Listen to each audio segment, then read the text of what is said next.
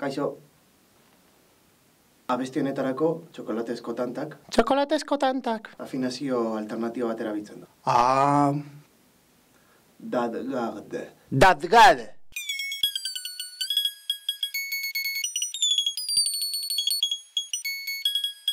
Mi, si, sol, re, la, mi. Afinazio normala izan beharrean, da re, la, sol, re, la, re. Eta honek, soinu zabalagoa deko, eta, ez dakit, grabe politagoa.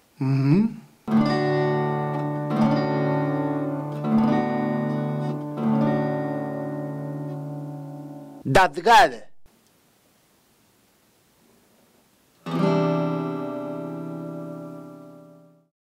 Bero, dagoeneko gitarra guztiak grabatuta utzi ditut, eta bihar Maria hasiko da grabatzen, eta diska hau hobetuko du.